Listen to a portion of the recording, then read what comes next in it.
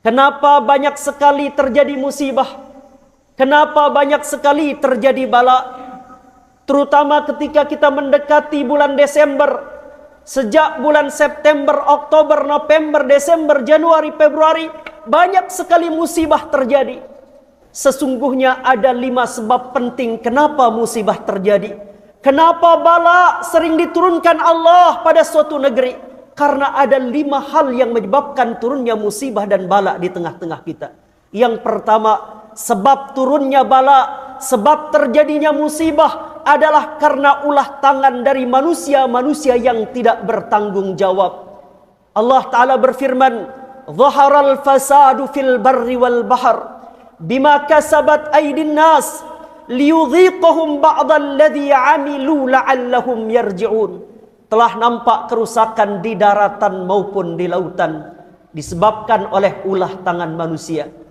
Hutan-hutan yang tadinya lebat, banyak pohon di tengah hutan, lalu kemudian hutan menjadi gundul. Manusia menebang begitu banyak pohon demi kepentingan dan keserakahan manusia. Lalu kemudian Allah Ta'ala datangkan banjir bandang, Allah datangkan longsor kepada manusia.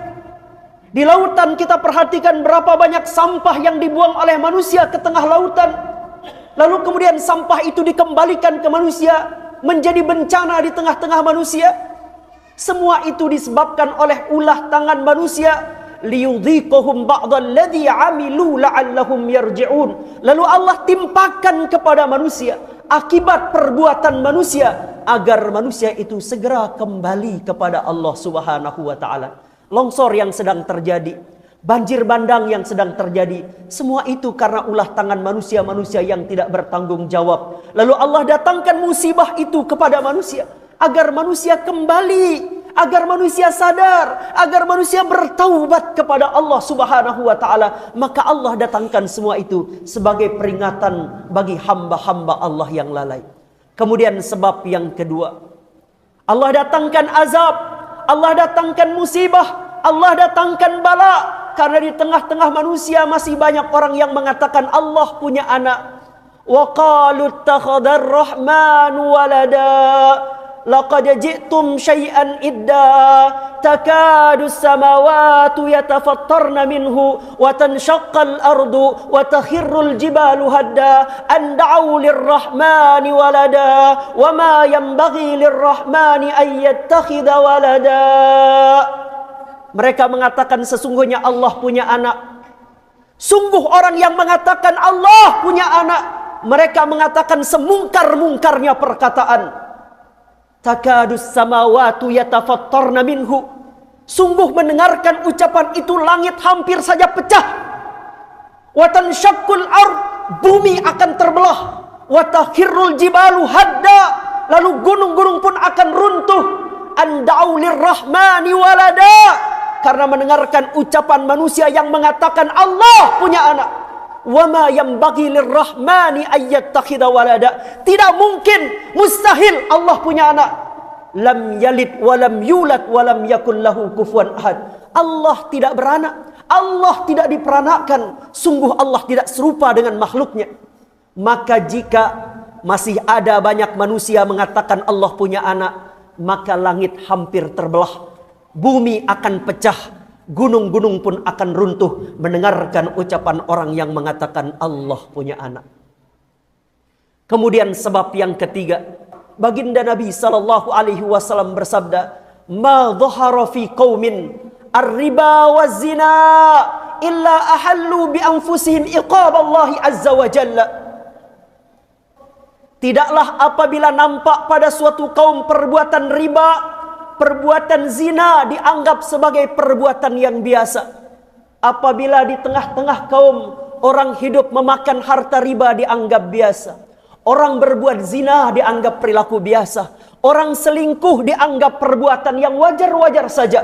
Apabila itu terjadi pada suatu kaum, illa ahallu bi anfusihim iqaballahi azza wa jalla, mereka telah menghalalkan atas diri mereka turunnya azab Allah Subhanahu wa taala. Rawahu Ahmad. Apabila perbuatan riba dibiarkan begitu saja, Apabila perbuatan zina dianggap sebagai perbuatan biasa di tengah-tengah manusia, maka sungguh manusia telah menantang turunnya musibah dan azab dari Allah Subhanahu wa taala. Itu sebab yang ketiga, kenapa banyak musibah, kenapa banyak bala terjadi di tengah-tengah umat manusia. Kemudian yang keempat, sebab Allah taala menurunkan bala, sebab Allah menurunkan musibah di tengah-tengah manusia adalah karena manusia banyak mendustakan ayat-ayat Allah taala. Walau anna ahlal qura amanu wattaqau lafatahna alaihim barakatin minas samai wal ard walakin kadzabu fa'akhaznahum bima kanu yaksibun. Kalau seandainya penduduk suatu negeri mereka beriman, mereka bertakwa kepada Allah, niscaya kami bukakan kepada mereka pintu-pintu keberkahan dari langit. Allah bukakan bagi mereka pintu-pintu keberkahan dari bumi. Walakin kadzabu, tapi sungguh di tengah manusia itu banyak sekali orang-orang yang mendustakan ayat Allah. Banyak orang tidak beramal dengan amal Al-Quran. Mereka mengaku Al-Quran sebagai imam, tapi justru mereka meletakkan Al-Quran di balik punggung mereka. Mereka mengaku Al-Quran sebagai pedoman hidup mereka, tapi amal mereka jauh dari Al-Quran. Mereka mengamalkan apa yang bertentangan dengan isi Al-Quran. Walakin kadzabu, banyak sekali di antara manusia yang mendustakan ayat-ayat Allah. Fa'akhaznahum bima kanu yaksibun, lalu kemudian kami hukum mereka, kami turunkan azab, kami turunkan bala, kami turunkan musibah. Bima kanu yaksibun, musibah dan bala terjadi karena perbuatan kita sebagai manusia di atas permukaan bumi ini. Maka musibah, bala terjadi tiada lain dan tiada bukan karena ulah kita mendustakan ayat-ayat Allah Subhanahu wa taala.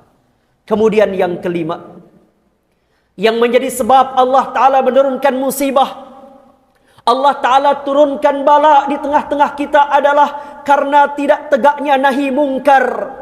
Banyak orang bisa melakukan amar ma'ruf, tapi tidak banyak orang mampu melakukan nahi mungkar. Banyak orang bisa mengajak kepada kebaikan, tapi tidak banyak orang yang mampu mencegah orang lain dari berbuat sesuatu yang mungkar. Tahukah kita para jamaah, sesungguhnya hancurnya kaum sebelum kita, hancurnya orang-orang hebat sebelum kita, hancurnya bangsa-bangsa besar sebelum kita, kanu la yatanahawna an munkarin fa'aluh labi'sa ma kanu yaf'alun.